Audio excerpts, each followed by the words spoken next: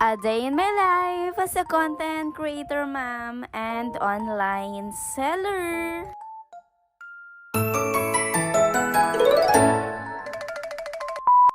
Hi guys! Back again for another mini vlog. Araw nga to ng Wednesday at talaga na maaga nga akong gumising dahil araw nga ng kuwaan ng basura nga dito sa area namin. At kahit talaga puyat nga ako dahil nga 3 AM na nga ako ng madaling araw nakatulog neto. Kailangan natin gumising dahil kailangan natin magtapon ng basura.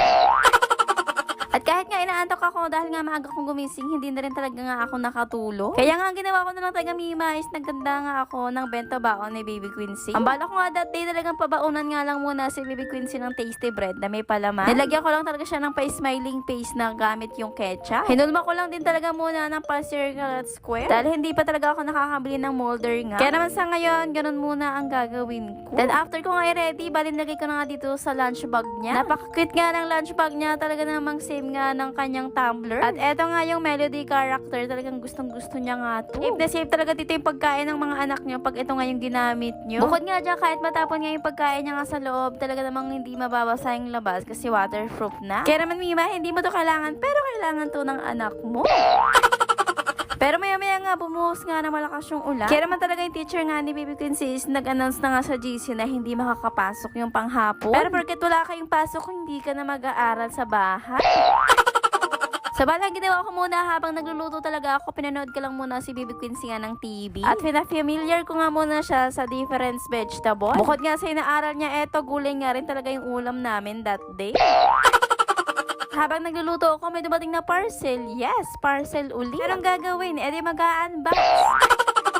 Bali, una ko na-open is yung transparent nga na box. Lagayan nga ng crayons ni Baby Quincy. Then, maya-maya nga rin talaga pagkatapos nga namin kumain, may another 2 na parcel nga na dumating. At eto nga pala yung in-order ko online na artificial leaf. Mura lang naman talaga nito. 3 na nga yung binili ko dahil 20 pesos lang talaga yung isa. Dahil nga, bala ko talaga maglagay nga nito sa live room ko. Yung isa sa living room. At yung isa naman is sa may kusina. Para naman kahit pa paano, may pa-green effect naman yung pamamahin namin. Hindi na lang puro puti.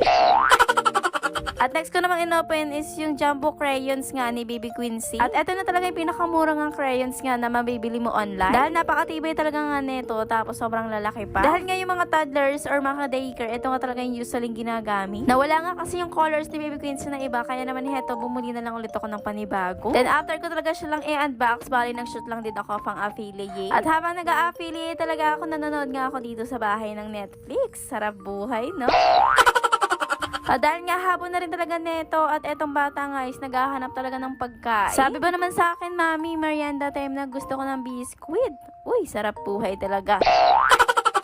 Naalala ko nga gumawa nga pala ako ng benta baon niya kaninang umaga. Kaya naman eto na lang talaga yung pinakain ko sa kanya. At since nandito nga rin talaga si Daddy Eko, hindi nga siya bumiyahay since talaga malakas nga yung ulan. So bali nga nagmaylo nga silang mag-ama tapos ako nagkape naman. At yung kinain nga namin dito is yung tasty bread na may palaman nga ng cheese whiz. Body pesting yung ganitong live. Kahit umuulan, hindi mo kailangan lumabas ng bahay para kumita. Yung tipong nasa bahay lang kayo pero may kinakain pa rin kayo. Kaya naman Lord, sana palagi na lang ganito. Uy. Then after nga talaga ni Baby Quincy mag-merienda, bali pinatracy ko nga siya dito ng mga letters. Pagkatapos nun, pinalaguan na rin talaga siya ng Daddy Eko dahil nga aalis nga sila at pupunta silang Tatala. Tapos tong hapon talaga, Mimi, humabol pang 3 parcel. Kaya naman heto, bali mag-a-unbox na naman talaga si ate girl. Pagkatapos ko talaga maligo, tsaka lang talaga ako nag-unbox. Bali, una ko talaga na-open is etong foundation brush. O, pang blend nga siya ng foundation. Napakamura na lang talaga ito mga Mima dahil 19 pesos na nga siya. Tapos naka-free shipping pa. Tapos yung pangalawa ko nga na-open is yung glow code. Etong glow code nga talaga is yung ginagamit ko sa underarm ko. Bukod yun mga Mima, ginagamit din talaga to sa mga singit-singit or may itim nating part. Sobrang effective talaga to sa underarm ko. Tapos bukod niya, napakabango pa nga nung amoy niya. At eto rin talaga yung dahilan kung bakit nga sleeveless na nga ako kahit outside. Dahil nga talaga dito sa product na to. At last not but the least, ito nga yung open ko na yung pinakauna kong natanggap na free sample as affiliate nga dito sa Black App. At sino ba namang hindi matutuwa kung makakatanggap ka talaga ng free sample?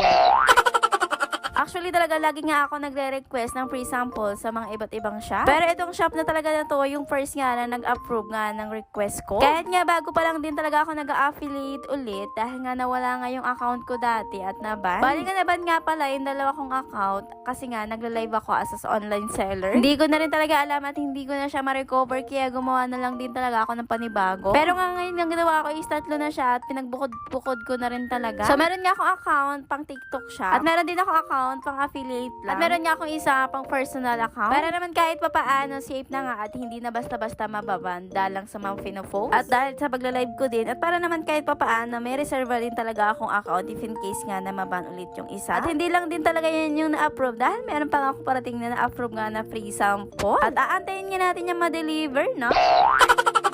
Kaya naman Mima, lahat ng item na in-unbox ko for today's video is nalagay ko yung link dyan sa comment section at dyan sa yellow basket. At hanggang dito na lang ang ating mini vlog dahil magsishoot pa ako ng pang-affiliate ko. So, yun lang naman guys for today's video. This is Mama Jen. Thank you for watching. Follow for more. Bye-bye!